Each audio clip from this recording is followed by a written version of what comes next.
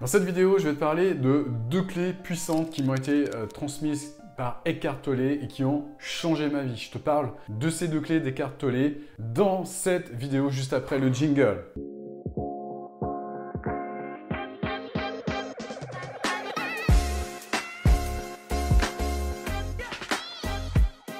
Alors, les clés qui m'ont été apportées par Eckhart Tolle, ce sont des clés qui sont ultra puissantes, évidemment, que j'ai trouvées dans les lectures, puisque Eckhart Tolle est un écrivain qui a écrit énormément d'ouvrages, justement, permettant de trouver un alignement, un certain alignement, introspection, et puis surtout vivre dans le moment présent et vivre le bonheur au moment où il se manifeste. Justement, moi j'étais quelqu'un qui, à la base, était flippé par tout ce qui concernait le futur. Ce qui se passait à l'époque, quand j'ai commencé justement à vouloir devenir entrepreneur, eh bien j'étais constamment dans le futur. Pourquoi? Parce que je me disais, quand je serai comme ci, quand je serai comme ça, quand je serai entrepreneur, quand je gagnerai 10 000 € par mois, ma vie elle sera géniale, elle sera magique. Et ce qui se passait, c'est que je mettais en place des actions dans le but de vivre ce que j'imaginais dans le futur. De la même façon, j'avais une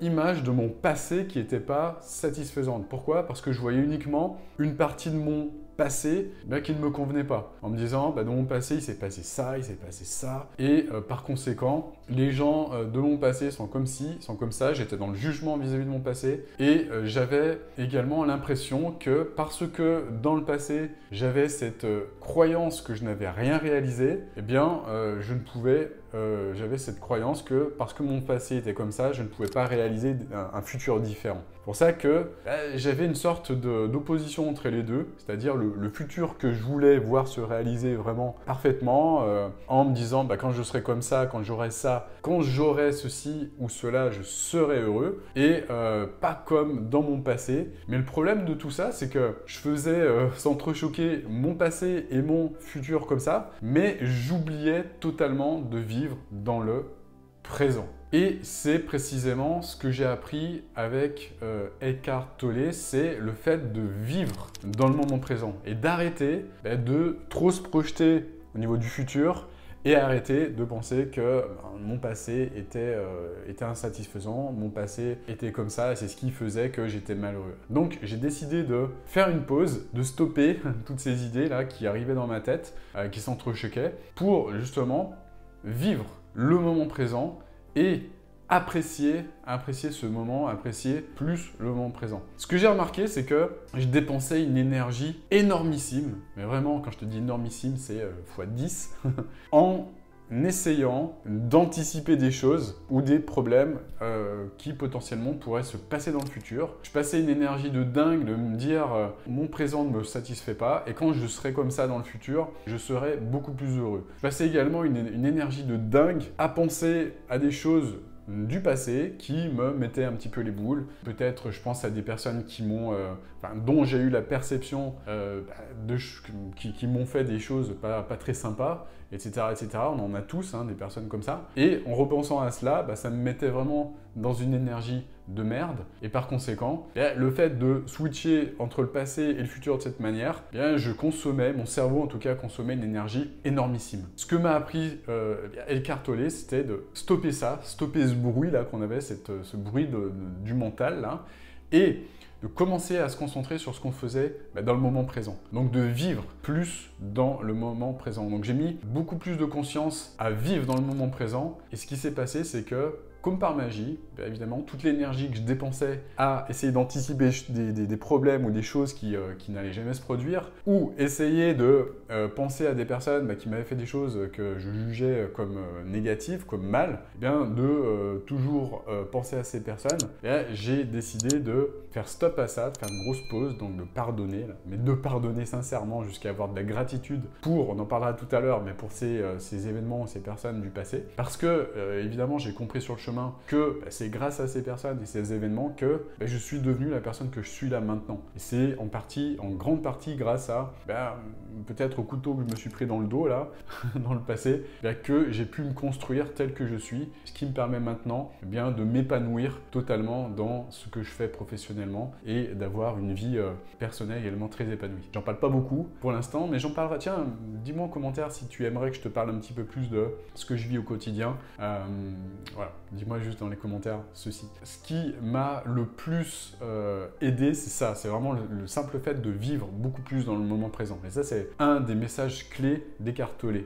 Et c'est un des messages clés que cette personne m'a transmis au travers de ses écrits. Ensuite, la deuxième clé que j'aimerais te transmettre dans cette vidéo, qui me provient également d'Eckhart Tolle, c'est le fait de vivre dans le moment présent, mais également de faire le ménage dans ma tête vis-à-vis de ce que je pensais le plus souvent. Et avant, dans ma vie d'avant, les pensées qui revenaient le plus souvent dans ma tête, c'était, comme je te le disais tout à l'heure, des pensées plus axées sur des choses négatives.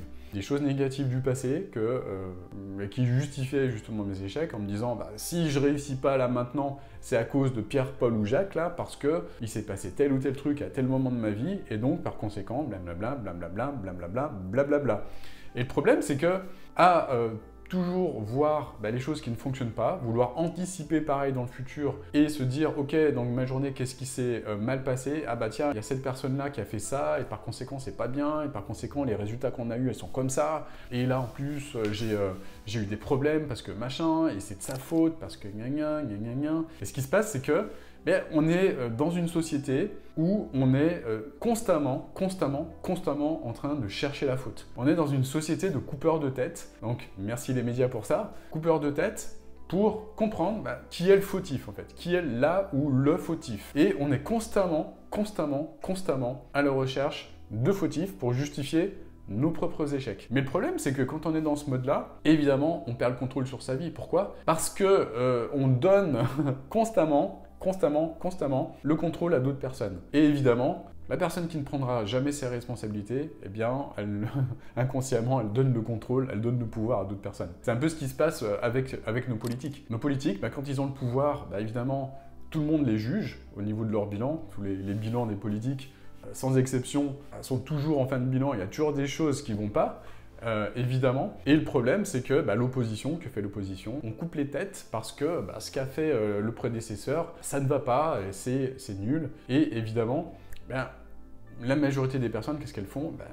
Elles délèguent ce pouvoir aux politiques et évidemment, elles se mettent dans des états émotionnels qui font que, en perdant le pouvoir, on est obligé de trouver des coupables. Trouver des coupables, c'est couper des têtes. Ce que j'ai appris avec Eckhart Tolle, c'est justement le contraire. Plutôt que d'essayer de trouver des coupables, là, comme la société nous a appris à le faire, là, nous conditionne depuis tout petit, là, depuis tout jeune à le faire, c'est au contraire aller chercher ce qui va bien en fait. D'aller chercher les choses positives. Qu'est-ce qui s'est bien passé? Qu'est-ce qui s'est bien déroulé dans ma journée en fait? Qu'est-ce qui va bien chez moi en fait? Parce qu'on a tendance à l'oublier ce qui va bien chez nous. On a tendance à oublier qu'on est en bonne santé. Et c'est pour ça également qu'énormément de personnes attrapent des cancers. Pourquoi? Parce qu'elles vont mettre le focus sur tout ce qui va mal chez elles. Et évidemment, quand on met le focus sur ce qui va mal, on a les boules qui montent. Et évidemment, on met son corps dans une certaine toxicité, dans une certaine acidité, et par conséquent, c'est comme ça qu'on attrape des maladies énormes et létales. C'est tout simple, hein, c'est tout simple, mais ce qui est vraiment nécessaire, c'est d'aller chercher les choses positives et surtout ressentir de la gratitude par rapport à cela. Choses positives comme quoi, par exemple, ce matin, je suis allé courir. Je suis allé courir comme tous les matins. Voilà, je fais entre 10 et 15 minutes de footing tous les matins pour me mettre en énergie.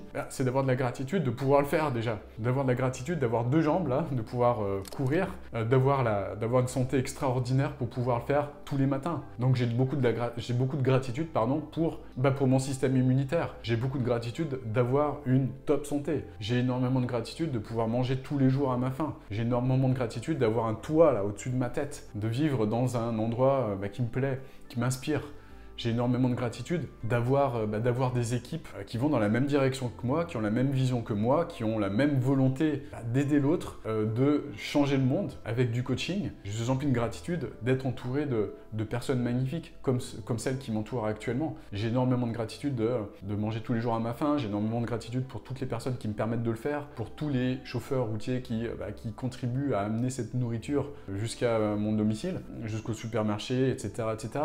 J'ai de la gratitude pour tous nos ancêtres qui se sont battus pour qu'on ait des droits, qu'on soit libre. J'ai beaucoup de gratitude également pour toutes les personnes qui ont travaillé sur les routes, toutes les personnes qui ont construit les bâtiments, tous les ouvriers qui ont contribué à construire la France, etc., etc. Et la liste est extrêmement longue et je pourrais en parler pendant des jours en fait, des choses pour lesquelles j'ai de la gratitude. Le réflexe que j'ai acquis grâce à cela, c'est de chaque matin me connecter à de la gratitude, c'est-à-dire faire une liste des choses pour lesquelles j'ai de la gratitude, la liste des personnes pour lesquelles j'ai de la gratitude.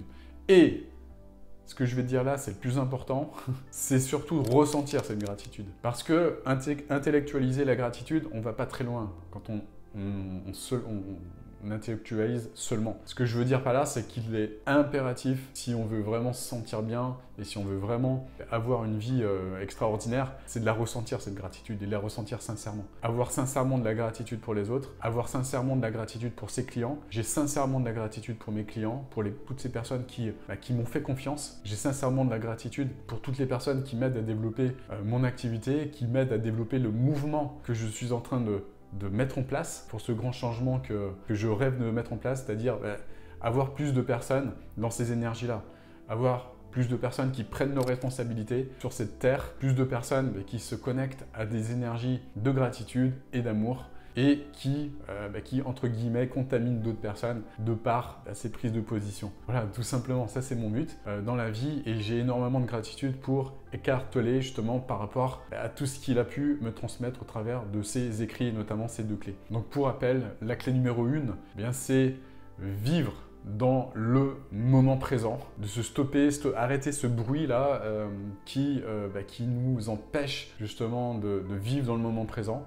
Donc on peut le faire également avec de la méditation. Moi également, je médite tous les matins justement pour me connecter à ça, pour me réaligner, pour m'énergiser également. Je fais des types de méditation particuliers, plus axés, on va dire, énergétiques pour les personnes qui connaissent. Et puis la deuxième chose, c'est également de se connecter à la puissance de la gratitude et surtout la ressentir au quotidien et se connecter à cette énergie qui nous rend heureux tout simplement et qui fait que les gens qui nous entourent ressentent également cette énergie-là et qui peuvent, grâce à cela également, être inspirés et faire de même. Voilà, j'espère que cette vidéo vous a apporté de la valeur. Si c'est le cas, mets-moi un like justement pour m'encourager justement à te partager mes lectures, à te partager les personnes qui m'ont inspiré, pour que toi aussi, tu puisses gagner du temps et que tu puisses, si tu le souhaites, tester également ce que je te propose dans ces vidéos. Donc, mets un like.